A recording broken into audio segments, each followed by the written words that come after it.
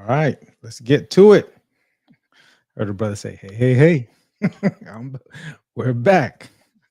We are back.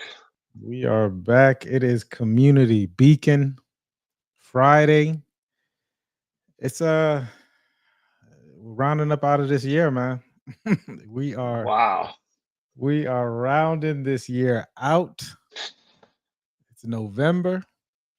It Whew. was what's interesting. Oh well, hey guys, Mike Seville, Palm Beach Mike on all platforms, I believe. Yep, yep. Hold on. And of course, on the other side of the screen, we got my brother from another mother, the incomparable Joel Simmons of the Tenacity Foundation. It used to Glad to say, be here with you. it used to say it on there, the Tenacity Foundation. Guys, we are back. Uh, yeah, we took that off. So we Okay. can always put it back on if you like it. I'm just noticing things. I'm just noticing. I'm just observing things and asking questions when I think the question needs to be asked and get clarification. And so that you clarified it. So nothing further needed from my end. I appreciate you clarifying it for us. What are we getting into, brother? It's Community Beacon. It's Friday. I'm hoping everyone is doing well. How was your week? Mm, And how are we taking it into this weekend? Week's end. yes, yes, yes. So for me, it's been a great week. Honestly, just really interesting. Very, very productive. Every single day is something else, Mike. Ever since I resigned from the fire department. It Mhm. has been, you know, trudging forward and enjoying every single moment. I enjoy the freedom of it. But I tell you this, man, there's a difference. There's a palpable difference in running this business while working for somebody else and running this business while running this business, right? There's a difference. Um, I just don't, I don't, when I wake up in the morning, I know, okay, it's time to go. It's time to go. And I know in some ways it almost becomes more of like a job, right? But it's still different because like I have management, I have a team all over the world. We've got projects going on. We just now got a board. So now it's like organizing the board so that we can get the preliminary things done so that the board can start doing what a board does. So there's just so many different aspects and so many things that I am learning right now and just building. It's just building. And in the words of Beethoven, Francois, pivot, pivot, pivot. And that's been what it is for me. A lot of learning, a lot of nurturing, a lot of curating, and a lot of diving in, on the deep end with expectancy of positive results. Just kind of like pushing towards positive results, no matter what results I get. Just turning that page, learning that lesson quickly as I possibly can, and then utilizing that lesson to dive in deeper and to drive positive results. What's probably been one of the most challenging things for you as you've made that huge jump? I mean, you were with the fire department how many years? It's 20, close to 20, if not Close that. to 20. Yeah, Right. in January I would have made 20 years in the fire service. um, I actually got hired. My original hire date was supposed to be December, so I'd have been a month out. But I actually didn't start working until like January the 6th in my first fire career. And then I left there and I got a transfer and started in the second one. So 19 years and 10 months is something like that. But The most challenging thing that I've faced so far is, I guess, navigating my the gaps. Like, I really got a chance to realize how many gaps I actually had inside of my business, right? Because I slowed down. I had to slow down. I got so many things going on, and I am used to just getting off from work and doing whatever the next thing is. But I don't have the opportunity to just do whatever the next thing is, right? So I had to restructure my prioritization list. And each time I've done that, like I do it over and over again, I realize, okay, there's a new gap. Okay, all right. So now that I see that this is a new gap, prioritize that, and then let's fill that gap so that I don't need to come back. And so these are they're not nuances, they're things that I understood. There was something about the complexity of running a business and working that wasn't allowing me, or that I wasn't paying attention to. So I almost feel like I paid attention, but somehow I still missed it. And now it's becoming more evident. And I believe that that is because I won't say need, I think that's a strong word, but I'm looking for the growth, specific places, specific locations within inside the business. I'm looking for X to grow. I'm looking for Y to grow. And in order for X or Y to grow, I have to do whatever that is for X or Y in order for it to grow. And where before I could just be like, okay, we're going to take care of A, B, C, D. All of those things are very important. Now it's like, okay, what is the, it's just like we've always talked about, what is the most important thing to get done today, and literally take everything off the table.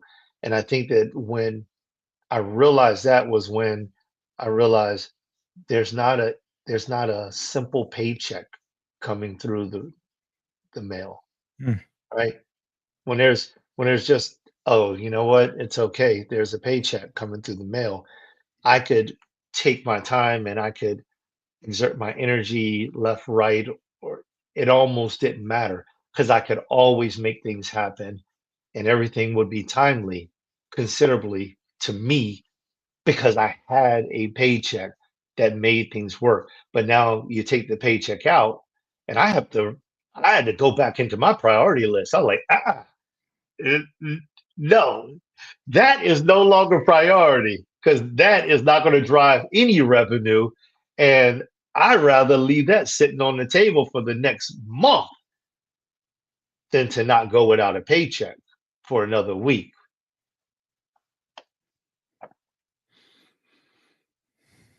That's interesting. In regards to, one of the things that you stated was that paycheck is no longer coming in, right? And so that, because that happened, it was almost the motivation to get you moving and noticing, and being able to prioritize, rather, what should come first into your business. And um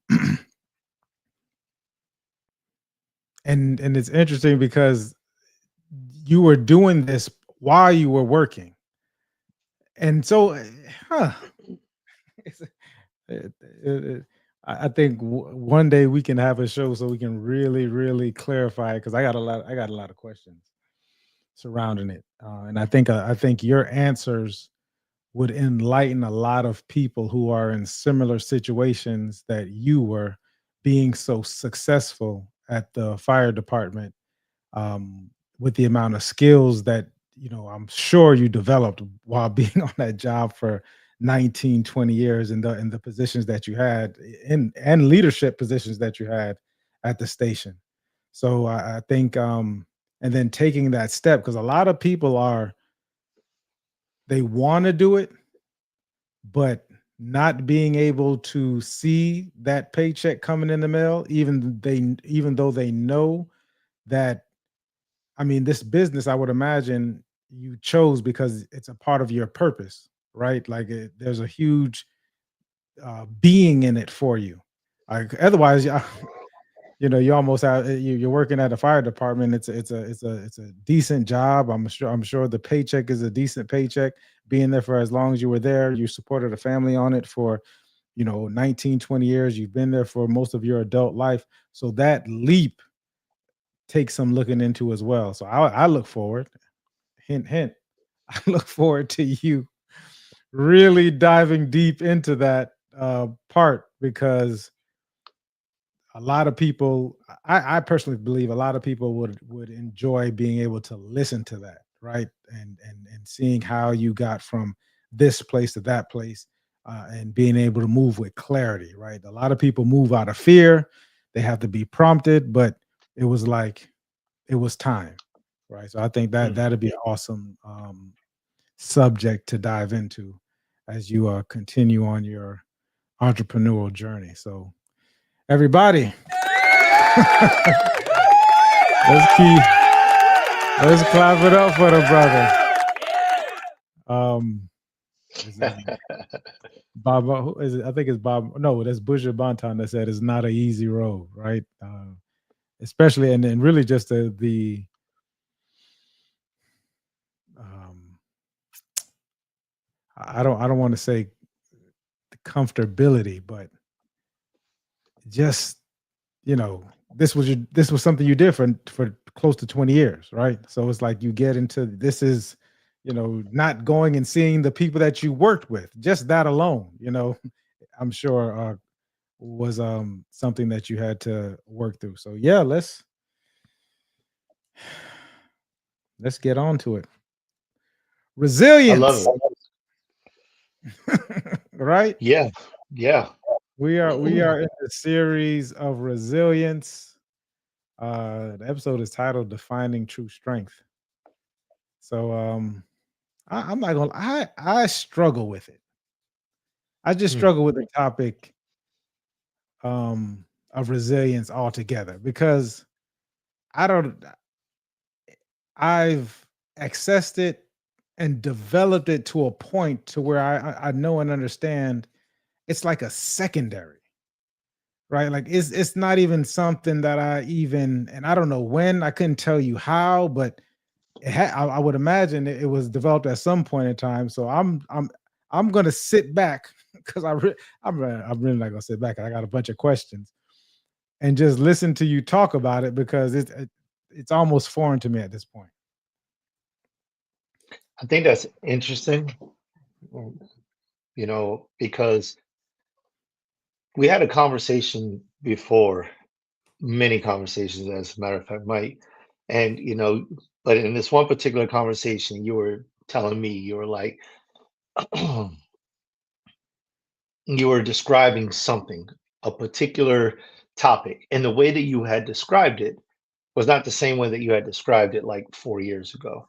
And I just, I pick up on little things like this and I recognized something.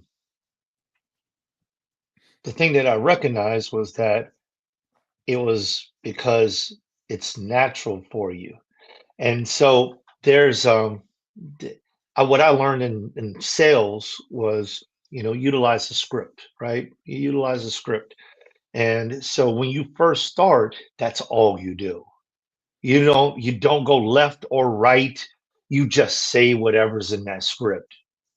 One, because you have no idea what's in the script. You have to read it or you will say it wrong. And so the way they taught me was that when you first say the script, it's going to sound mechanical. People will know that you're reading a script. I'll never forget when I started learning this. I got on the phone with a buddy of mine who's in sales, and he's looking at me just like you're looking at me or whatever. And I'm like, hey, man, you reading a script? And he said, yeah, I am. And he started smiling. And I'm like, he's like, you can tell? I said, yes. And he was like, okay. I said, go for it. Keep going, man. You're doing good. You could tell we built up a really, really good, authentic relationship.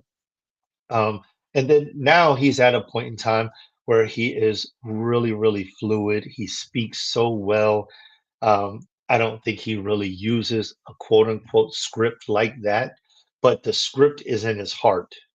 And so you move from mechanical to natural. And once you get to natural, you just begin to speak the stuff that was in the script, but you also know how to go in and out of it according to what you're actually dealing with. And that's the difference between someone who has mastered their craft and someone who is just learning their craft, right? It's the difference between the sensei and the grasshopper, is that when you are just learning it, you have to do the move exactly as it was intended, right? You're doing Taekwondo, they do a front jab, right jab, left jab, right kick, whatever.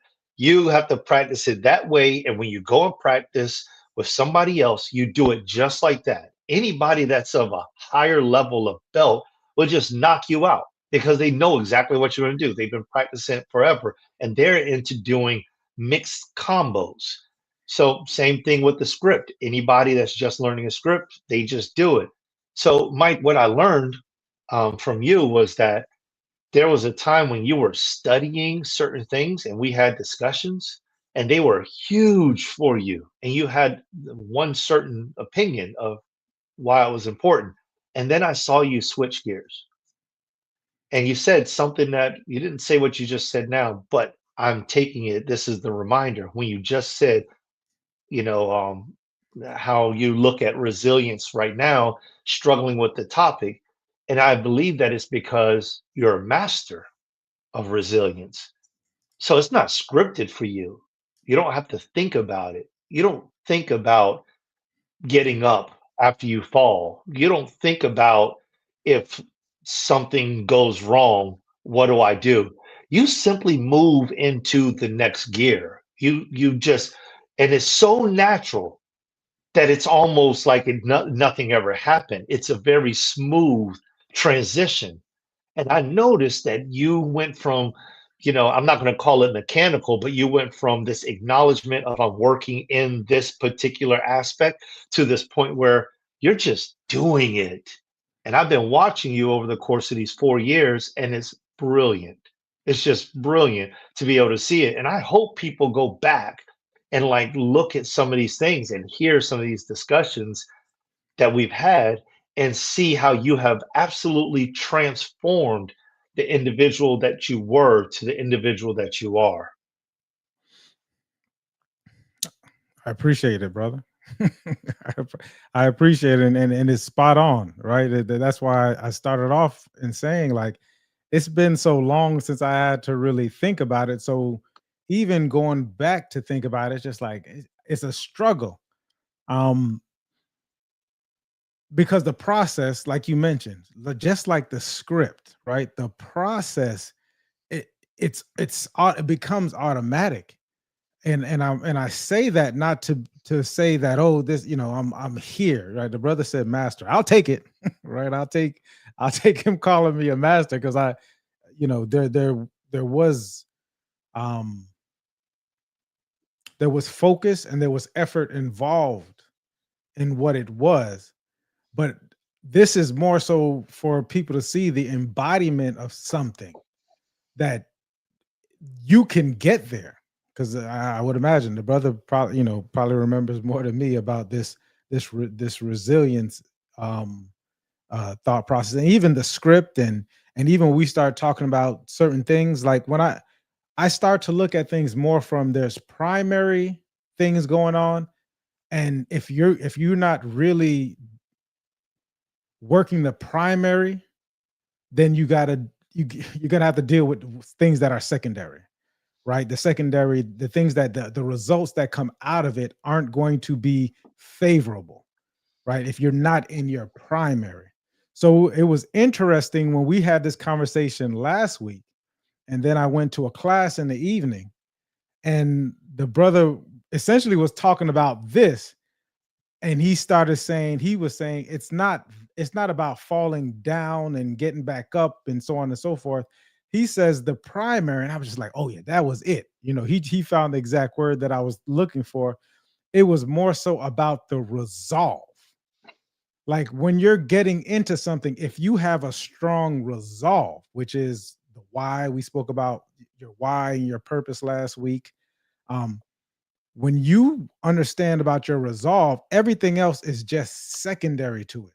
So you're not even thinking about being resilient, because if you come across a challenge or obstacle to where you're falling down, if you all you're thinking about is this resolve.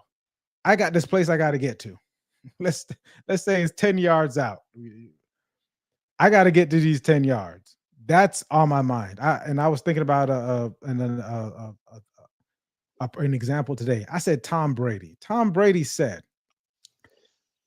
when the season before the season started, his goal in his mind is to win the Super Bowl.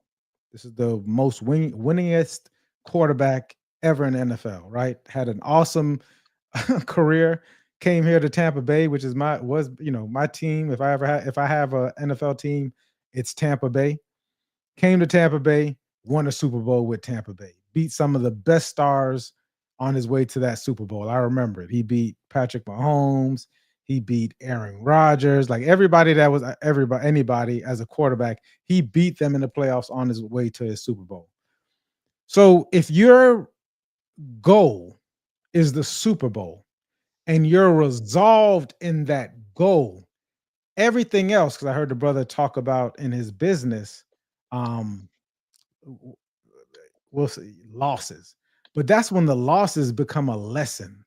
That's when the falling down is he's going to take a loss, and this means nothing, because this one loss means nothing. It's what can I learn from what do we need to get ready? And I can imagine him saying in his mind, because this is what I would say, is that okay, this is great that I fell down here, because we have so much to learn from that. It's better for us to learn this now than for us to learn this in the playoffs when we can't take a loss, right? Because in order to get to the Super Bowl. So if I can take this loss during the regular season, because I'm already resolved I'm winning the Super Bowl, the playoffs it's gonna happen. It's not even there. So these losses during the season, if I got to take 1, 2, 3, there's a certain amount you're going to take, because you can't, if you take too much, you're not going to get to the playoffs. But I'm resolved. That's my resolve, to get to this goal. And so once you get to that point, the resilience part doesn't even it kind of doesn't even show up. It starts with the resolve, to me, if I were to say the process. Then you gain clarity around it. Right? Excuse me. It starts with the goal. Then you become resolved to that goal, and then you get clear on your goals. And then it goes to preparation. I had a whole 5-point thing. It goes to the preparation. Then you're in it, so you're observing it, you're experiencing it at this time, experiencing, observing, right? Whatever it is, something happens. You lose. So this is the lesson, right? Don't even taking it as a loss. Now you make the brother brought up earlier. You pivot. So now I'm pivoting because I have to make this adjustment to get to this goal. Whatever it go, I know that. And then you check your resolve again, right? Because maybe the goals change, because that happens, right? Like we may get into business, and the goal may be for everybody, right? I want $1 million business. Let's just say that. That's like a number that a person would just come up with, right? Like you say, okay, you're in business, yeah. So what are you trying to do by the end of this year? Man, I really want to do $1 million, right? Now I know, gross or net. Gross. Okay, cool. Well, let's get clear on how it is that we're going to get there, because we're going to be strategic on how we get there. Okay, great. So now you're doing this. You're in business, and you're doing what you need to do. Let's just say you have a strategic plan. You got a coach. A coach is the brothers drinking C4. Shouts out to we're not going to sleep tonight. You know me. He's resolved to make it throughout the day. Shouts out to the brother. C4 after 4 o'clock. We in it now. So your goal is this $1 million. At first, I'm resolved to get there, because who doesn't? Like, who, when you start off, you want $1 million. I don't think we have a world lack of people who want to do hard work. I see a lot of hard workers everywhere, right? And I think that, and that's a good thing, right? Because that what I'm saying is that there's not, I'm not going to call anybody lazy because they're doing something, right? So there's work or effort and focus involved in it. Hopefully, maybe effort, maybe less focus, probably no strategy, but either way. So now you're working towards this $1 million. Let me tell you what happens. So you do that, you resolve. The first thing happens, okay, that's just a hiccup. The second, okay, this is just a hiccup, that's a hiccup, and you're doing it. But now when you start to look at it, you start to say, well, okay, I'm having these hiccups. This is the observation period. As you experience it, you're out observing it. I'm having these hiccups. I'm pivoting, right? I'm pivoting. And now you get to a point to this adjustment. I'm gonna tell you what's interesting. What happens in this adjustment happens to a lot of people who are successful in their own right. They start to say, well,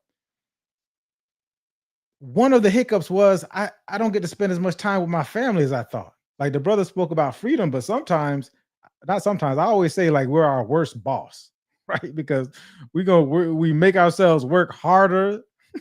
We make, you know what I mean? When we think all dependent on our feelings for the most part. But then we start to say, okay, there's a hiccup in the family. Okay, I'll make the adjustment. Okay, now there's a hiccup. I'm not able to go on vacation or really do self-care things because I'm dealing with this. Okay, well, like this is going on and this is going on, this is going on. So the pivot, right? The pivot might be like, I don't know if I want to, necessarily want to this business to depend on $1 million business. It happens a lot.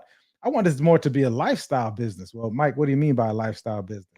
Well, I really want to create something, and this is just from the learning part of it. I want to create something that gives me a lifestyle that I can enjoy and I can be happy with. Right? This is so now all of a sudden the goal. It's interesting because the goal may change at this point. The goal may say, okay, well, I don't necessarily want this $1 million business, right? Because it's going to take X, X, and O. Once we start to observe, and we're being strategic, and we're actually in it, right after 3 months. And I always say that give yourself 3 months on things, right? That way you can say if how you want to do it. But if I'm headed in a certain direction, and at that 3 month mark, I'm just like, I don't know if because I've been through it. And I'm starting to notice this. Like, I don't want to deal with this amount of clients that's going to take me to $1 million, right? Like that's a lot, or whoever it is, you got to be providing a service or a product. Like, I don't want to deal with this thing. I want to do, or you may get to a point that say, I can do more. Like this $1 million, like I'm about to hit that. Like it's going to happen. In less time than I thought. So maybe at this point, I need to, I wasn't thinking big enough. But when you're in this thought process and you're keeping the primary, the clarity, the preparation, the resolve, you're pivoting, things are changing and you're gaining this momentum, or you're not gaining momentum, or you start to say, okay, well, think about how many people's business started one way and it turned into something else, right? Like I'll take Amazon, for instance. Amazon started off as a bookstore. And at some point in time, the pivot was like, wait a minute, there's a whole hole in this industry. I can service this entire entire industry doing this way. Or I meet somebody and they're adding on, and so the pivoting is happening. But the primary of having this resolve of wanting something better, and I'm going to stick to it. The resilience ends up becoming the secondary. A lot of things end up becoming this, just like I was talking about the money. I'm telling you, for most people, I would imagine, of successful people, the pivot became there was a lifestyle pivot. Like, it's not worth working these 60 hours, 60, 80, 90 hours a week for a lot of people, right? There's probably only some people like Elon Musk, right? The richest person in the world. who's like, I get up and I work 16 hours a day, even on Sunday. And I remember Mark Cuban wanted to catch up with him. Mark Cuban was like, he had this sort of competition with Elon, but Elon was he's a it's a his that, this is his lifestyle, right? Like this is his whatever he's this is his validation. This 16, 18-hour day. Is the money is not even a thing for Elon. Elon is talking about Mars, right? Like he want and I would imagine with all the work he's putting in, he wants it in his lifetime. He doesn't want it, the turn of the 22nd century, you know what I mean, for his kids. He wants to be there saying, "Hey, I created this colony on Mars." And that is his goal and his pride and he's resolved to do that through Tesla, through X, through whatever it is. So when you look at him and these things are happening through life, with like you mentioned, brother, it may have started off mechanical. I would agree, right? That might be the exact thing. So I say all that to say this because I think the brother is spot on with it. Is that it starts off mechanical, the script that you use. The thing that's interesting about sales in the script, I'm gonna tell you people. I was listening to Jerry Acuff, and he's probably one of the best salespeople out here. Jerry Acuff with sales trainers, he'll say, he said, I can teach you the script and what to say. He said, what I can't teach you is knowing who to sell to and when to sell it. Right? I can't tell you. I did a bunch of cold calls. A brother, I'm got to be familiar, right? Because he's done them as well. To where you're doing these cold calls, and at first, the reason why you stick to the script is because you don't know when to shut up. Like you could have made the sale on the first sentence. Hey, this is Mike. Looks like you had your house on sale and it came off the market. Are you still looking to sell? The person's going to say, let's just say this is a great person, right? You go through a lot of no's, but somebody says, you know what? Yeah, I still do want to sell. A novice sales trainer is going to still go through asking the questions. Here, the prospect questions. Okay, so when did you want to sell? Okay, so we're going to go through all this. There's a time and a place for it. But if a person is telling you from in my business, and it's an expired, and they're like, yeah, I still want to sell. Okay, I can be by at 3:30 or 4:30. Which time is better for you? I can jump off this thing right now and go meet you at 12 or 1 o'clock. Let me just put together this thing. What time is best for you? And let's go ahead and get this thing sold. That's when you become a master. Like there's no need to go through this. A novice salesperson is going to attempt to, at that time, there's a time and a place for it. At that time, is going to try to establish some kind of relationship. We had this conversation. Remember, I told you I was at this guy's house for 12 for like 12 hours or something, right? But a pro knows that, okay, this person's ready. And let's say that they don't just say it explicitly like that. There's going to be times when they're just hinting on it. Well, I just don't want to. It's just a lot going on. You know what I mean? I don't think the market is ready yet. Okay, yeah. So what makes you think that? That's what I would ask. Like, so what about the market is telling you that, right? And then because it's really not about the market, it's really about them and their feelings about not getting it sold. I'm talking about expired, so on and so forth. But once you start doing it over and over again, there's a point when it's just like it just lights up. Okay, yeah, this person's ready. Or or it can go the other way. This person's not ready, but they still want to keep you on the phone. We live in South Florida. There's a lot of lonely people who like to talk. Right? They want to, and if you're a nice person, and I say nice specifically, not a kind, because if you're kind, you get off the phone with those people, with that person. But a nice, you want to come off as being nice, and so you're indulging them. Ask me how I know. How do you know? And you're on the phone for 30, 45 minutes, and it's like, oh, you're such a kind, nice guy. Your whole prospecting time is gone, right? Because you're learning you're experiencing and you're learning these things. All right, let's get back to resilience because I have to remember. Okay, let's I don't jump think back. we left. We never left resilience.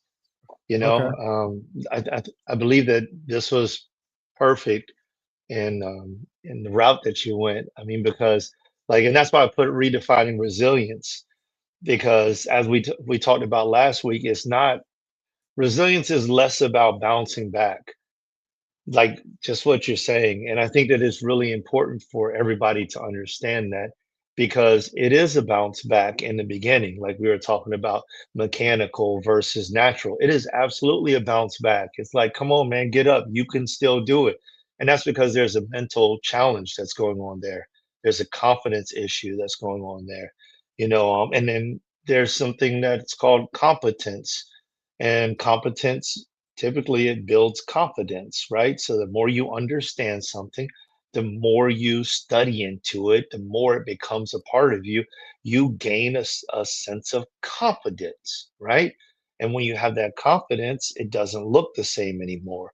So if you were to fall down, it would not look the same. And then going back to your example of like a football player, like I love that analogy, right? Because resilience doesn't even look like resilience to any of the fans that are watching a running back. When a running back goes down, goes up the field, and somebody and someone gets ready to tackle him, right? That right there, the minute that they step into his pathway, that is an obstacle. It is a challenge.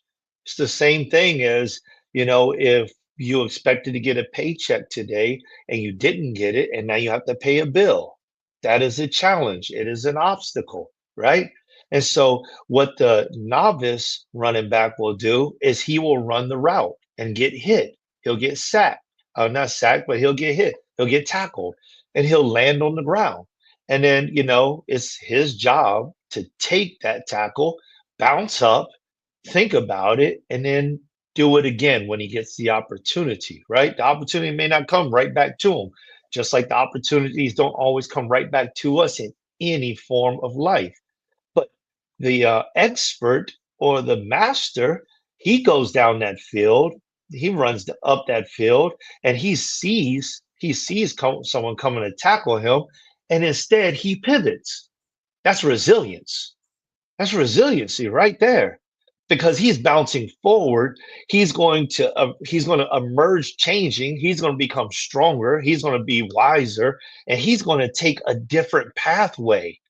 That's what he's going to do. He's going to pivot. He may sidestep. He may throw out a little hand. He may do a spin, whatever that looks like. That it doesn't look like resiliency to us anymore. So that's why I said we're redefining resiliency, because at that point in time, it doesn't even feel like resiliency. What it feels like a pivot. What it feels like I saw something coming that I've seen before. Why do I need to fall down if I already know what's about to happen? Why not just sidestep? Come on. Come It's on. the same thing. It's still Come on. resiliency. Only difference is I don't get dirty. And so like this is what we have to use in all parts of our life. And I remember, Mike, you and I, we used to talk about this thing about transmutation, especially when I was deep inside the books of what's his name? Napoleon Hill. Napoleon Hill. Oh, Napoleon never. Hill. I was about to say Neville Goddard, but Yeah. Napoleon Hill, Mhm. and I think Neville Goddard too. But transmutation, right? And it's the state of when what you are doing here can be applied here or here or here, because it constitutes the same type of result, only in a different aspect, right? So if I'm talking about football, I could be talking about business. Just pivot. Okay, I see that, it doesn't appear that so and so is going to pay me. So what do I do? Do I just keep on keeping on? No. Number one, what is the true goal? If the true goal is to be able to pay X bill or whatever, and I need the funds from this person, well, there is me going out and trying to get somebody, a lawyer and everyone else to come and to go tackle this individual to make them pay me my money, you know? And I'm not saying that you don't do that, because you may need to do that, especially if it's a high bill. But then there's also, hey, why don't I go out and make some more money, call my lawyer up, let the lawyer deal with that, and I go make more money over here. Mm, There's so many other ideas of how you can pay the bill, because the idea is to pay the bill, right? And so going back to the running back, the idea is not to run up the field. That's not the goal. The goal is not to run up the field. The goal is to win the game. That's the goal. The goal is to win the game or to win the that's championship. big. And so what you need to do, you That's just need big. to get into the end zone. So that means that my resiliency may look like, hey, listen, I have not been able to shake this guy at all. You need to send it on left side. I'm on right side, send it left side, or you need to pass it. You know, That's it. resiliency is reforming the Yeah. plan in the moment instead of Mhm. just getting tackled every moment. We got, and that's the reason why this conversation is so huge, because it's like, I believe we want to share how to redefine resiliency so that people can stop getting smacked and falling on their backside, and they can realize that they can actually do what Mike just said about 20 minutes ago, which is learn the lesson and then learn them fast, but in the beginning, maybe learn them slow. It's okay. It's okay. As long as you got breath, you got life, you got another day, it's okay. Maybe you don't want to make that $1 million this year because you don't know how to juggle your family, your time, your mentality, your business. You're losing hair. You got to go see nothing wrong with seeing a therapist and anyone. My dad's one, and I'm a coach, not a therapist by license, but I speak with people because it happens. But if you stop taking care of your mental health because you got to make $1 million and you end up losing your wife and your kids and your house and everything else just so that you can have the same story as Tyler Perry, you know, being homeless before he can actually give that document over to someone who discovered him. Like, it doesn't have to be that way, right? Maybe not. Everybody doesn't have a story like that. I love it. I think at some point in time, unpacking confidence and what a person could describe as having low confidence, right? And it's about the result. It's about if you don't like the result of what you're getting, right? Because of there's a confidence issue there, right? That's how you know you have low confidence. Is that the result that you're getting is not necessarily the result that you want, and it's because of there's a confidence thing there, right? Then you can get into, like the brother spoke about, the competence portion of it. Okay, well, what is it that I need to do, and how many times do I need to do it? What does this repetition look like? A lot of us don't get the reps in, and that's okay, right? I think especially when you're starting a business, you may not necessarily have that the ability to go out there and get a bunch of clients, right? Like in real estate, they used to tell me, and I said this was just the dumbest thing. I hated it. And most brokers are going to tell you to do this. Like, and it happens, right? I don't know if this has ever happened to you, but you go into a bookstore and let's say you're perusing the business section. Then somebody just comes up and they start talking to you. And then you're like, okay. And then they start, as it starts to unfold, they're part of some type of program, or something, and they essentially want to bring you in, right? Like, there's strategies for that. There's strategies for this happen. I'm not, do what you got to do, right? I think it's awesome. Do what you have to do. Another way for you to be able to do this thing is to um find the lessons and all the principles and all the context of life, right? Shouts out to Dr. Terrell Baker. She wrote, "Step aside, avoid being tackled, get in the end zone, and redefine resilience." I love it. Absolutely, Doc. Yeah, is it okay if I call you Doc?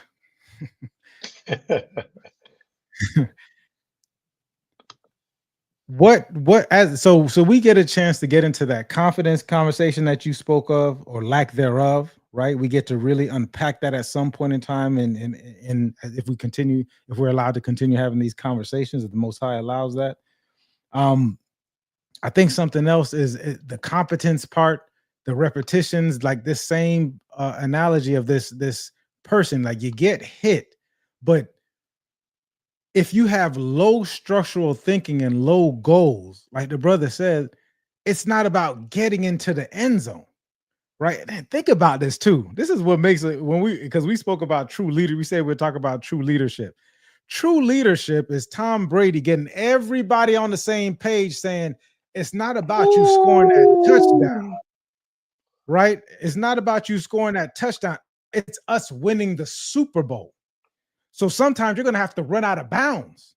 If there's a chance that there's time on the clock, it's counting down. We're trying to get into this end zone, or we need a touchdown. We need to get closer. I don't know what that was. That was a gong for you, buddy. I mean, you firing off some stuff right there. That was heavy right there. We need to get a touchdown. You need to get out of bounds.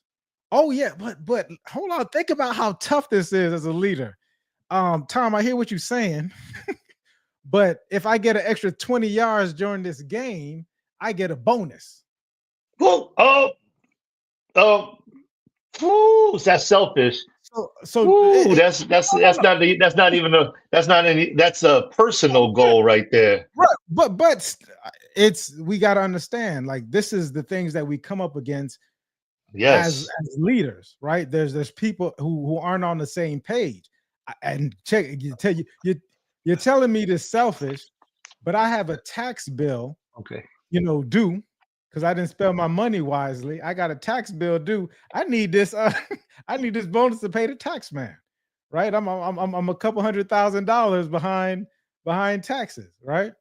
So being this leader and having this part of this resolve is to have this conversation with this person saying, okay, well, now we got to make these real-time pivots. This might be a part of, Mm, right? This is a part of it. It's now I have to figure out different ways of how can we get all this thing, how can we get this done at the same time? Heck, it might be that I make so much more money than you that I'm telling you, like, listen, I'm gonna take care of it, because the goal is to win this Super Bowl, right? So we need it now. We're making real life decisions, because we can't say that if you've ever been a leader that somebody on that team had different thoughts about what the goal was, and in our minds it could be selfish. I'm not here to judge anybody. I don't know their situation. I don't know who they have to look up to. They might have a wife at home or somebody at home that's putting pressure on them. They need to get this thing. How can we make this happen so that we're all going to end up getting to the ultimate goal? I would imagine as a team is the Super Bowl, right? Like mm, to win the Super Bowl. So we get it. We get a chance to pivot. I think another thing that we kind of get into with this is like real is kind of in our mind, it could be thought of as low structural thinking. And I say that because let's be quite honest and clear. Things are going to happen in your life that are going to require what I call resilience. Deaths, in your family, if someone close to you, uh, you know, natural disasters, right? You need to be resolved and have and be able to access resilience within that as well. Divorces, a lot of people get into that situation and they don't quite bounce back. They don't understand how to pivot. A lot of this stuff, and you had something up here, brother, recently, a second ago, is because we didn't build the inner strength as we went along. We wanted we wanted to skip steps. Well, Mike, what do you mean you want to skip steps? Your mother died, or your shoot, God forbid, your child died, or my wife is divorcing me. my whole world is falling apart. It's 15, 20 years, and this is happening. Well, that's because you forgot to prepare yourself, like to build in it, like this relationship with yourself. Like where exactly were you at, right? Where were you skating? Why were you so comfortable? Why can't you let like you start to become? So what really happened was you became codependent on a person, right? To the point now where if this person something happens, and I'm not saying you don't take time, but if you don't start to build this inner strength up now, you're gonna sit a lot of time out if you ever come back. Resilience isn't even a thought process, right? Like now, now it's a whole different thing. You're going down a whole different journey. So what I say is at this point in time in your life is to kind of look at it and it could be anything. Take all of these lessons, right? Because God forbid you go through more, multiple divorces or have all the, death is gonna happen. This is happening. So start to prepare at this point. Like what am I gonna do? Or what are we gonna do? I've seen families fall apart. You want to know how you want to understand how wealth is lost? Let death in the family happen and you're not prepared for it. There's people that never recover from that, who have established and were rather successful in the financial aspect of it, but they didn't start to prepare themselves because and we don't like to talk about it. You were in the business a couple years ago, brother, in regards to, we were talking about life insurance. We spoke about that. Like you were never prepared for this stuff. Not and all of a sudden this happens. You got to deal with the emotional aspect of it. And guess what? The world is still going on. The That's banks right. want to be paid. These bills still have to get paid. The children still need to eat. Like, whatever it is that needs to happen, these things they're still going to happen. They may have they may give you a little leeway. Hey, this happened, give me a couple months or whatever. But in about 3 to 6 months, the phone calls are going to stop. The, people checking up on you because everybody has their own life going on and things need to start happening regardless. But if you start to prepare yourself for this stuff, right? Because the when we break, you spoke about the rubber band, but when you break, it's because of lack of preparation for the most part, Mm. and that sense of urgency. The resist Yeah, now you got no choice, what I want is for us to not too much to be thinking about resilience, but really be thinking about this pivot portion of it. I love it. I love it, man. I love it. Daddy Bailey said this to me, man. I have held on to it all my life, ever since the day he said it. He said, "You knew the day was coming. Why didn't you prepare?" And many of us, we act like we don't know certain days are coming. Many days, like brother, you was just talking about death in the family. People have not been living hundreds of years since way back in the time of Methuselah. So, as far as I know, people are dying, right? So, the day is coming. You can take the time to prepare now.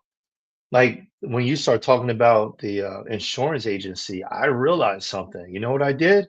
I went and I started talking to my kids. It was like the day is going to come when I'm going to pass away. I had that conversation. Like, why should I wait? I'm 46. I started talking to them, 40, 42. I started talking to them. And then in the beginning, it's kind of weird, but then I just talk to them every so often. I learned something about how to talk with people too. And I Mm, teach this to people that are going through relationship trauma. You know, I call it planting seeds. That's what I call it. It's very simple. Plant seeds because it takes time for the seed to germinate and the time for it to grow. And all seeds don't grow. Some of them don't make it beyond the break of the ground, right? Some of them get eaten by birds or whatever. There's a lot of different things that ends up happening, and a lot of seeds don't grow. So you need to plant a bunch of seeds. And what do I mean by seeds? Words. Words are seeds. Words are seeds. You feed people with words. You feed. Even the scripture says. Man shall not live by bread alone, but every word that proceeds out of the mouth of God. So, like, words, start planting words, plant intentions, plant values, plant morals, plant, you plant beliefs. That's fine. Whatever it is, that's in your house. I'm not telling you what that looks like. I don't care what it is that you got going on in your mind or whatever. I hope it's positive. But I mean, you got to do those things, and it helps a lot inside of relationships because people are able to look back and they can remember what you said on such and such day or what you did. This is what helps us also to build that inner strength, right? Because when the shift comes, when the season changes, right? Jim Rohn used to always talk about the season. He said, you change things you can change, right? But you can't, he said, don't try to change the season. You can't stop it from snowing. You can't stop the leaves from changing color. You can't stop the birds and the bees to get along together in the spring. You can't do that. What you can do is prepare for it. You know the season is coming. So prepare, because when you build the inner strength, then you're ready when the day comes. It here, here's what it is. True strength, it's forged in the struggle. Every storm reveals what kind of foundation you have laid. If your foundation is slippery or it's quicksands, the minute the storm hits, you will know because your house is going to fall. People are going to fall. People are going to be hurt, right? Pain has its purpose when it's processed. Don't avoid it because it is building up strength inside of you. And too many times we are attempting to escape pain. Mhm. That it doesn't make sense because pain is an indicator. Like the brother was talking about a few weeks ago when he was talking about signals. He said emotions are signals. Pain is a signal. It is telling you something is off track, something is not aligned, something is not correct, something is in the wrong place, something needs to be checked on. Well, I talked about it months ago.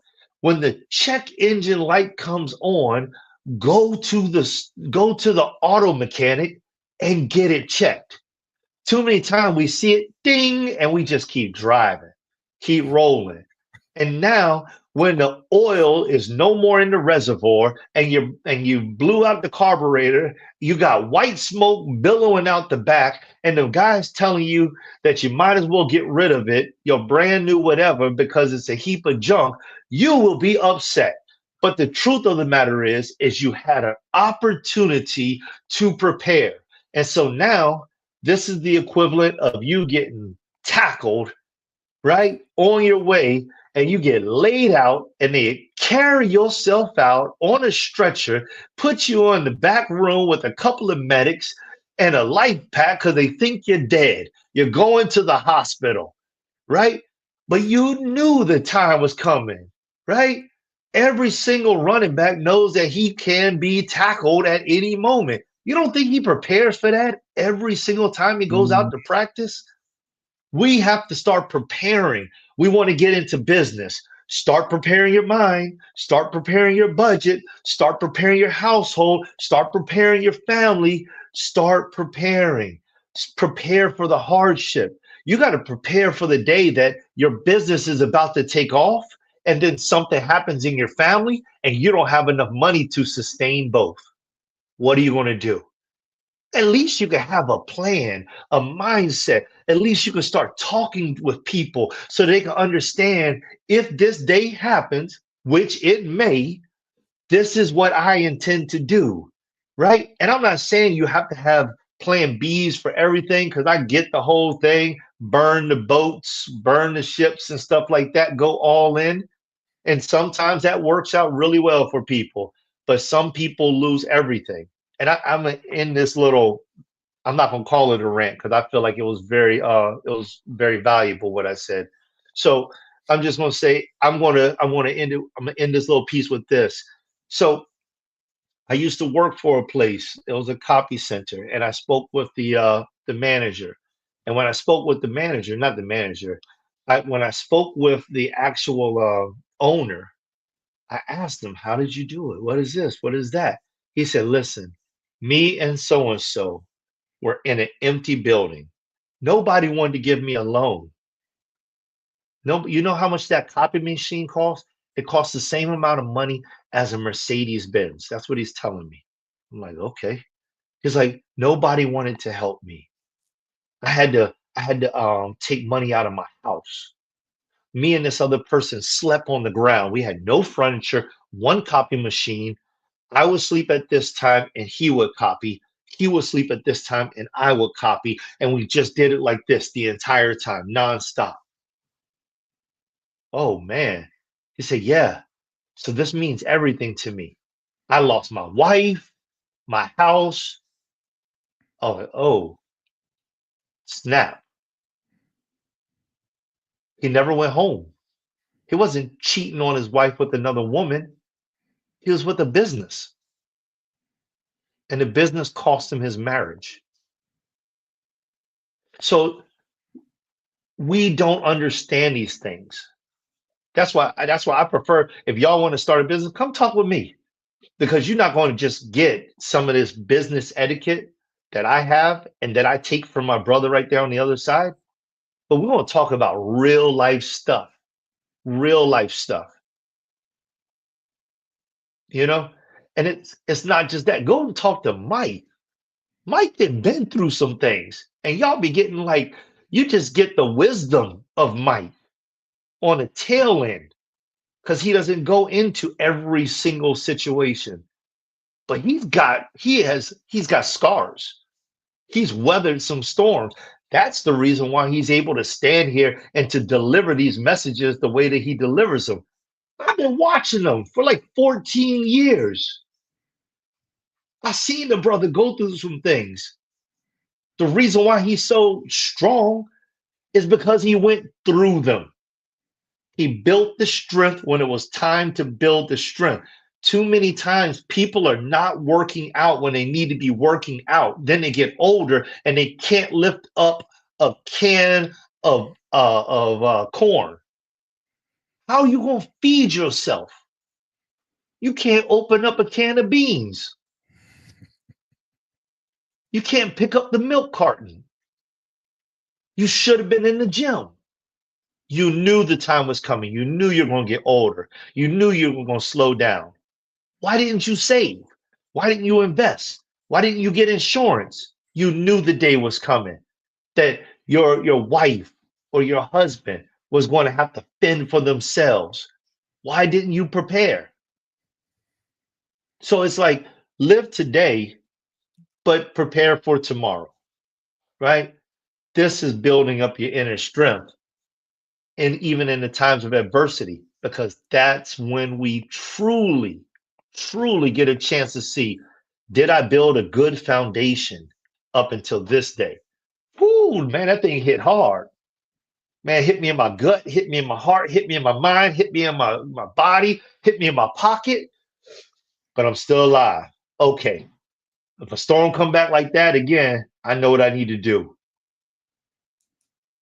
If it hits you harder, you will most likely be able to stand it because if you can stand two, you should be able to stand a three. You just may lose something along the way. You're gonna pay. There is a price to pay. It's a price to pay. There is a price to pay. And I was listening to you when you spoke. You know, you brought up the example of Tyler Perry. You brought up the example of this running back who wasn't prepared, that got laid out, and now you're on the side. And so someone would say, "Well, Mike, you know, it's happened. Look at Adrian Peterson. He came back." And I'll look back at him and I'll say, for every one Adrian Peterson, there's about 20 or 30 running backs that you have no idea. You have no idea, because really for those guys, Tyler Perry, and for every guy who slept in their car, every Tyler Perry, there's probably thousands of people who slept in their car and never made it back from that sleeping in the car. Now you talking about resilience, right? Resolve. Be resolved. Yes. Those and I'm telling you about when I say talk about resolve, because you're gonna get caught up in resilience. The resolve are the people that you're looking at. Those people who came back and did greater and bigger things after those setbacks were resolved. The person who's talking about resilience is always I heard someone call them the bounce back man. Oh, they the bounce back man. The bounce back man don't get far. I'm telling you this right now. A lot of people do not bounce back. Be resolved in it. My last thing was, and I spoke about it last week. It says an object in motion stays in motion. This is the law of inertia. And an object at rest stays at rest unless acted upon by an external force. I want you to pay close attention to the people, places, and things that allow you to lose the momentum. It took you, whatever it took you to get to that point, to get you rolling, so to speak. Or you're at rest, right? I want you to pay attention to all of these different things. Start to look at the people, places, and things. And a lot of this stuff is not done consciously on their part, anyways. But most people have never seen anyone like you. I'm talking to the 8 to 9 percenters. They haven't seen anything like you. So what you're doing is probably contrary to what they believe needs to be done.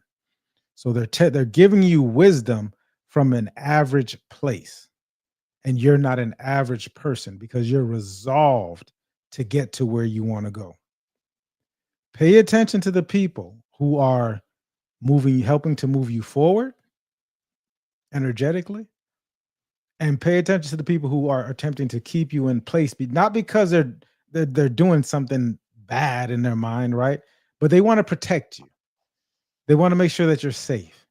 They don't want to see negative things happen to you, but they've never seen anyone like you, right? So pay attention to that. You have to be resolved. And because you're going to come up against things that you're not going to be seeing. And if you're just working on the secondary of it, being resilient and not being resolved, you're going to get caught up in the hype, and you may not come back from it. You're going to be stuck in that place.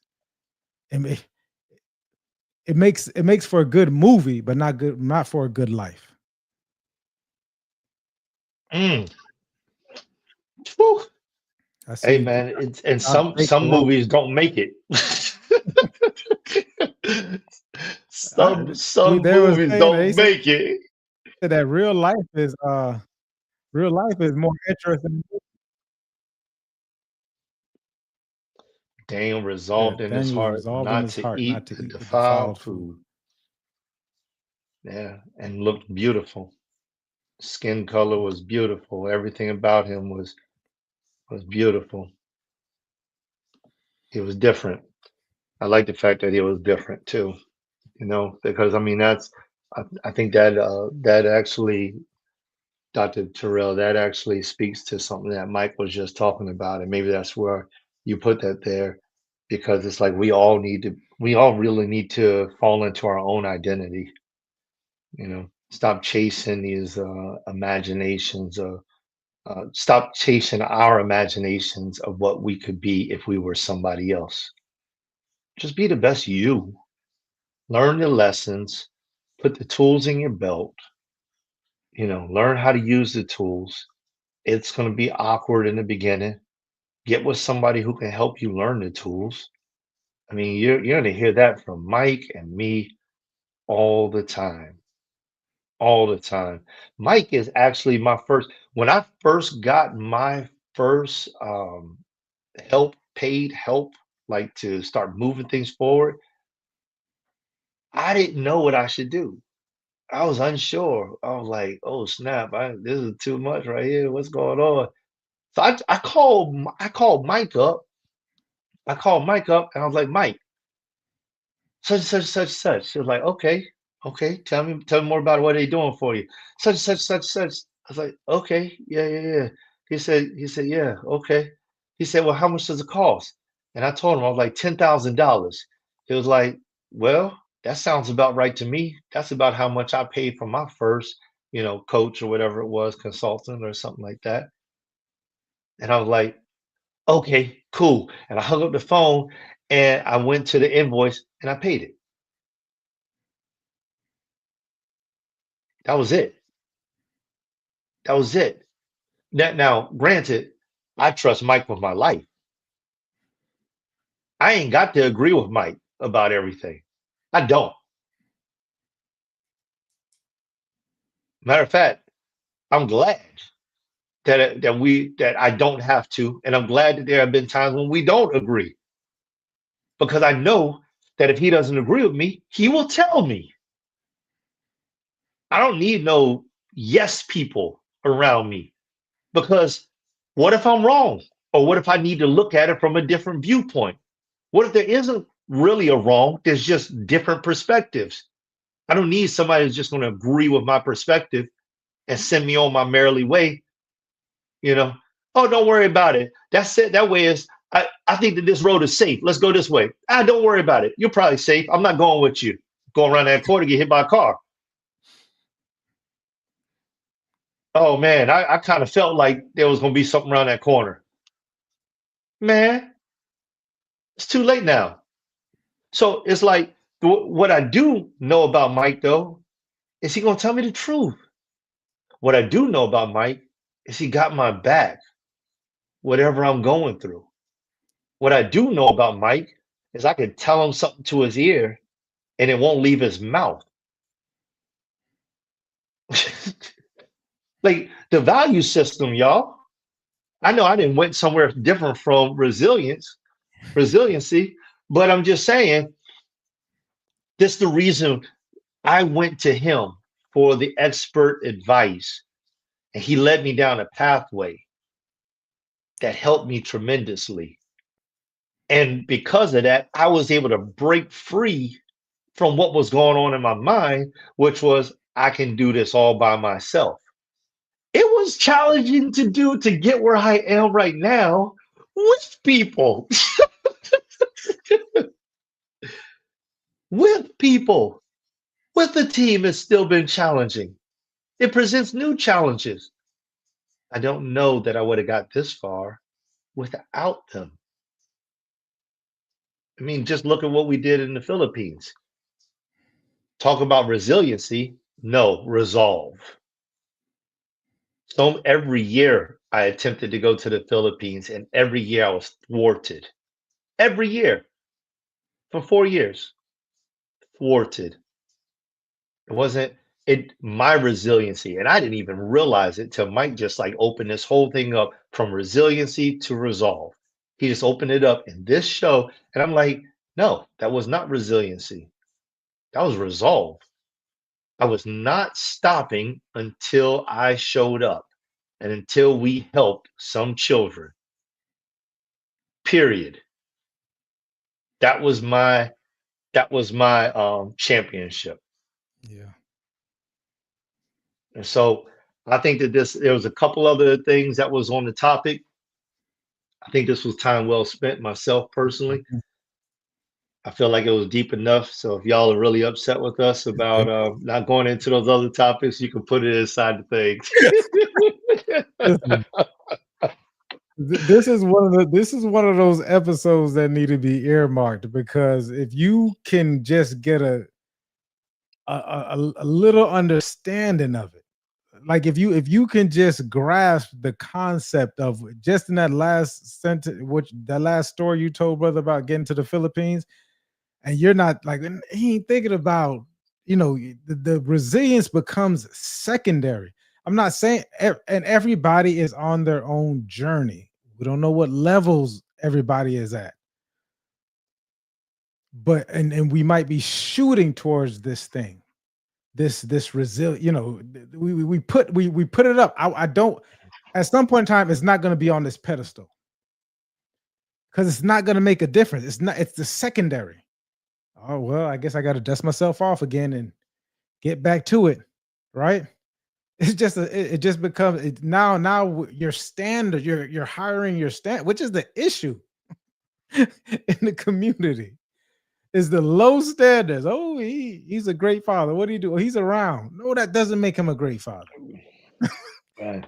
That's a low standard thinking. Oh, well, I just wish mine was around. No, you don't. He might not even be a good person. Or the mother might not be a good mother. Look, I'm dead serious. Like there's Yes. people who say, well, my mother was there for me, but she wasn't a good person. You dealing with the situation, the ramifications to this day.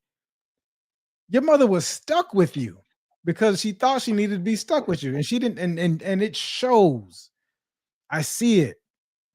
The standard's too low. It's not enough for them just to maintain Mm. a child.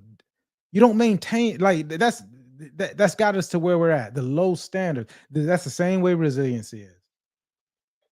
But when you're resolved, when I go back day after day, and y'all check out my IG, y'all. I'm in the gym. I'm really working out. I see you, man. I see you. That's heavyweight too. So when you're in there and you're working out and you're lifting heavy weights, I thought about it today. I said, you know what? I said it's not the point about moving. It's not the weight that's the issue or the muscles, or the lack thereof. They're there. I said it's we get to my age, it's a joint thing. Yes. I need to strengthen these joints, right? Like Yes. I get to strengthen these joints. So now the resolve is, the goal is to be stronger and be in the best shape and healthy overall. That's the top goal. But okay, to look good or aesthetically, to master this thing, it's like, oh, I get a chance to look at somebody, oh, I wasn't able to lift it. I get it again. Slow down. Work on your joints. Slow down. Get some rest. Slow down. Check on your nutrition. This is what happens when the resolve leads to resourcefulness, really. When you think about it, you start to become more resourceful. Okay, I want to do this. For me, I'm like, okay, the 24th of December, I'm resolved to have a 405 squat, a 500, which I got the 500 deadlift. I'm not worried about that. The 405 squat and a 315 on the incline bench, right? I want to do that on the 24th. And I still got to do my 43 deadlifts at 315. Like all this is going to be a part of it. And I'm resolved for that to happen. Sometimes it's not in me, but I got to be resourceful. Okay, what I'm going to do today? I got to get this blood flowing. Okay, I need to get this. I need to start doing this. I need to start stepping. Hold on. I think my son is leaving. Let me see. I said, where are the car keys? They're out there. My father's in town. Tell him I said hi, man. Yeah. But so he's spending time with his grandson out there. So the resolve is leading to the resourcefulness. So now I'm resourceful, and then it's like me. So I'm really building this strength of, you know how it go. Oh boy, I don't think I want to lay down a little bit longer today, or I was thinking about all the thoughts I had in the gym, like, well, I'm gonna go home and do yard work anyways. You know what I mean? Like I could walk chalky an extra couple of steps. This is what I'm telling myself, you know what I mean? But it's like the resolve is like, now you're gonna finish doing what you're supposed to do. You could do this, right? Be resourceful about it though. Be smart about it at the age that we're at. Be intelligent and still keep your standards high. All these things can be accomplished. The dope thing about it is when you really think about it, nobody else is doing it. So if you just even get this in your mind for a little bit, and I'm telling you, any industry, if you're resolved to be at the top of your industry, whatever that is, if we're talking about career, whatever it is, if you're resolved to do it, understand that most people are not resolved to do it. They worried about resiliency, but you're resolved. So it's like, okay, if I need to, and I have to access it because something catastrophic is happening, as it could, right? We saw Jamaica that happen. But Jamaica is not thinking, it's not about resiliency in Jamaica. They're resolved to make the island work how it's supposed to work. You're resolved. Okay. Let's get to it. It's time to get to work. I'm not even asking any questions. I'm not asking whether I'm just doing it. I'm getting to it. I'm focused, and I'm resolved for this to happen. And then I'm telling you, it gets crazy. There's points when it doesn't even seem like work. It doesn't even seem like this. There's times when you lack clarity. That's where I'm at, where I can attest to that, where I got to say, okay, boy, you need to sit down and meditate for about 15 minutes. When last I used to have a girlfriend, she says, like, Mike, when's the last time you meditated? She would always Yeah. and so now I do the same thing. I'm like, when was the last time you meditated? Like you sat down and just meditated and received and got clear. Because that's what changes resolve to something else. It's like I'm not really clear. I don't know how to prepare. I don't know how to put these things together. And oftentimes it's just as simple as 1, 2, 3. But we're finding these things. Okay, boom. I'm lacking clarity now. Shut everything down. Shut it all down. Shut it all down. Because if I lack clarity, I'm liable to do some things that's just gonna muddy the waters. I'm liable to take on clients that are just gonna that are going to make me take a step back. I'm liable to send somebody out to do something for some work for me, and now I got to spend more time with this person than what it would have been if I just the attorney, like you mentioned earlier, brother. I should have just paid this attorney to do the job, and I can go on and get clear. I can sit down. I'm shutting it down. I'm getting still. What is going on? I'm lacking clarity here. Where do I need to be? And oftentimes you're like, oh, I'm right where I need to be. It's just it's the timing, and it's not my time, and it's the Most High timing. All right, I'm done for real because this was a heavy episode. If you grasp some of these concepts, and in this episode, I'm telling you, I'm telling you, and that's why I love we have these conversations, because the brother brought up resilience. I'm like, oh, resilience. Like what Alan said, practice. What we talk about practice? Here, practice. You talking? I was like, I need to rest. I'm out here hanging out and doing all this stuff, and I'm still performing. I'm averaging close to 30 points a game. Still, we got to understand how crazy Allen Iverson was. He was barely 6 feet, and he took his team to the championship, man, and ran into a roadblock. But you couldn't do it by yourself. You get the championship, you're going against some real competition. Like you don't win these 7, 14, 21 games. You won all these games, and now you had the pinnacle. Now that's when leadership come in, right? Now this is when I got to have these conversations with the general manager. Hey, you better get some players around me. You know, you need to get the right coach around me. This team is built around me, right? That's a whole different thing. That's a Tom Brady thought process. You know, I want to give Mike his credit, but Phil was there every time, and Phil has done it almost at every. So Mike got to give Phil a lot of the ways, the Zen master, so to speak. But definitely Tom Brady. I think LeBron is similar to that as well. LeBron said, "Hey, you got to get some role players around me." Right. And I'm not saying whether LeBron is better than Mike. We're not even getting into that. But, you know, every generation has their favorite. But yeah, you start to get this resolve, man. Resilience is dope. It's there. You access it. But make sure you have a process around it. What did you just say, brother? Something about you need to have a pain.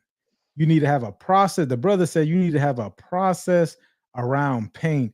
You need to have a process around resilience. You have to have a process around this resilience, because you could bounce back and it's just an insanity thing. You're just doing the same thing over and over again and expecting different results, right? That's not resolve. Resolve leads to resourcefulness. Resilience can lead to insanity, right? It can lead to a stop point. It can lead to something that's keeping you at a certain level. Be resolved. I would imagine every major person in the Bible was resolved. Because the Dr. Baker brought up Daniel. But everybody was resolved to whatever goal it was. That's how they got in the Bible. That's how I would imagine. Like it had and then the resolve probably was around being submissive and obedient to the Most High. It's like, oh, I'm resolved for it. I messed up, but I'm resolved to make up for this thing. I'm resolved. All right, I'm done. Yeah, man. That's good. And just for all of you all out there that are working through these processes, sometimes it takes a little bit of that pain before you can actually get to resolve. So whatever stage you are in inside your life, just keep pushing, and learn. That's one of the first things Mike said. Learn the lesson. When you go through something difficult, something hard, take the time to breathe. Like take the day off. Mhm. You know, get to yourself and start asking yourself questions. I had to learn that. I shared it before on Community Beacon. I shared it with Mike. I had to learn that because I had associated some of those times with darker things. And then I realized, sometimes God just want to tell you something. Sometimes you just need to get by yourself so you can hear where you're supposed to go. The reason why you can't see your way is because you're too busy walking in front of the leader. You walking in front of the light. You got to walk in the light. Don't walk in front of it. It's darkness there. And if you make a left and they go straight, yeah, praise the Lord. you, You know what I noticed, Jordan? I'm reading the 12 Rules of Life, Jordan Peterson. Awesome. And it's interesting. It's so simple. It's some simple books. Book should be given out to high schoolers. Like with Napoleon Hill, this is another one. Like, give this book to high schoolers, and it talks about um standing up with your chest, with your shoulders back, and your eyes forward. You're right. This is a part of the first rule. And I'm letting Mhm. you guys know I'm standing this entire time. I just realized that I'm like, for an hour and a half, I come in this room and we get on this show and I just stand up, right? Like it's all a part because it didn't start off this way, right? Like I'd be sitting and this that, but now it's just like I'm just standing up and embodying these lessons that we've learned throughout the years. And I was driving and I thought about that, and it just makes me feel really, really good about just how you can tell in someone's demeanor. I'm giving myself props. Hold on. Mm. You could just tell in the demeanor. It's all of this stuff, man, and learning and getting deep and getting to and having first. And then you got to get, the brother spoke about it, having great mentors and coaches and guides. 90% of the people are not doing what the people who are tuned in here are doing. Get you some people that can maneuver. Get away, and it's not their fault. Get away from mediocre people. You can always come back and check in. You can always come back and check in. And matter of fact, this is what you do. This is what I do.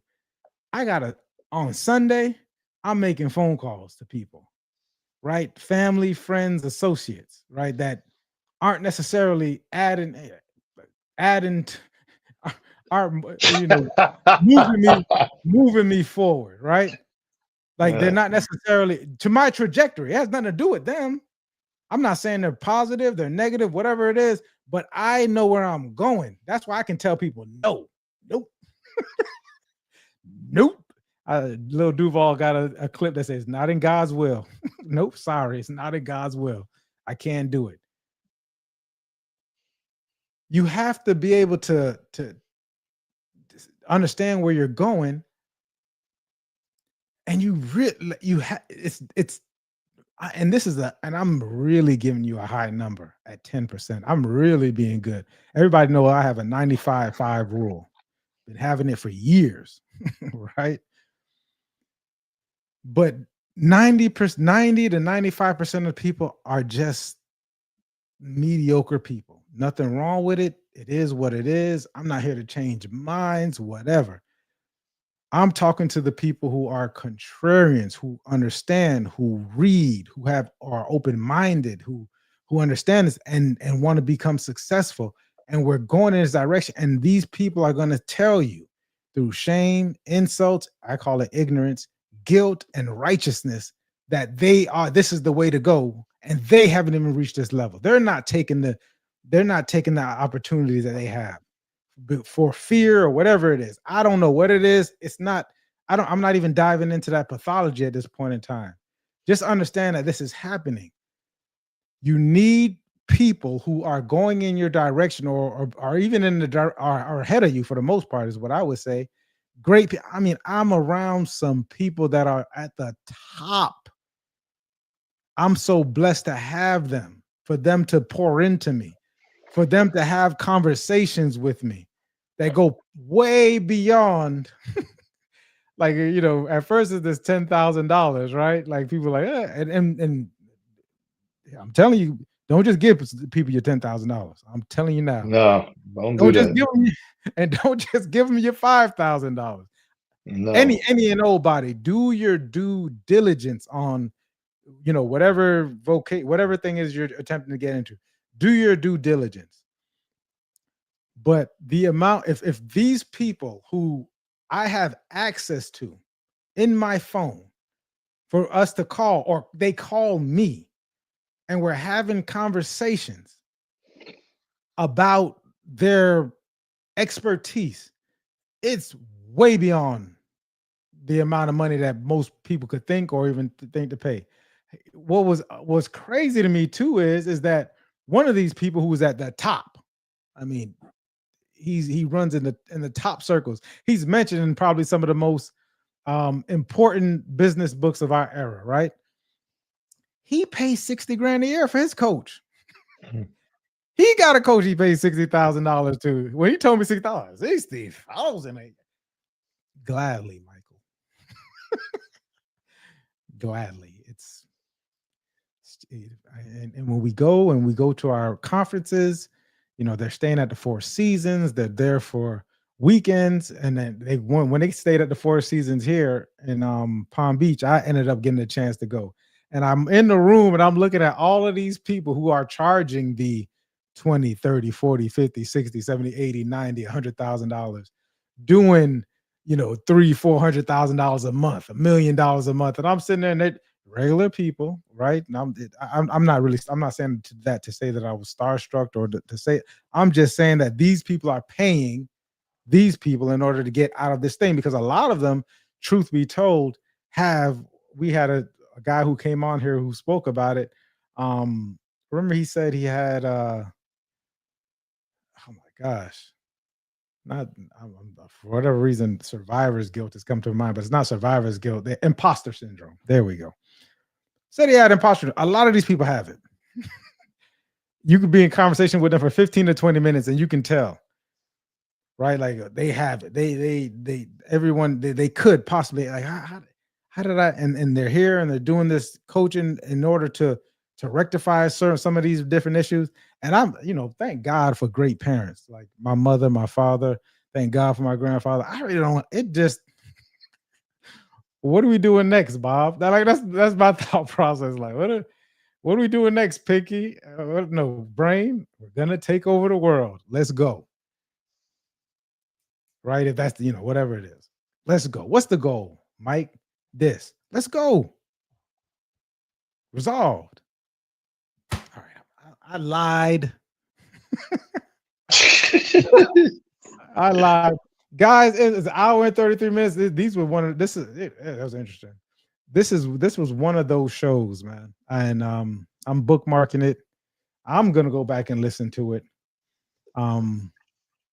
Yeah, man. If you want to get pointed in the right direction, you got two great guys here, right? You got two great guys here that the brothers spoke. We've seen some stuff, man.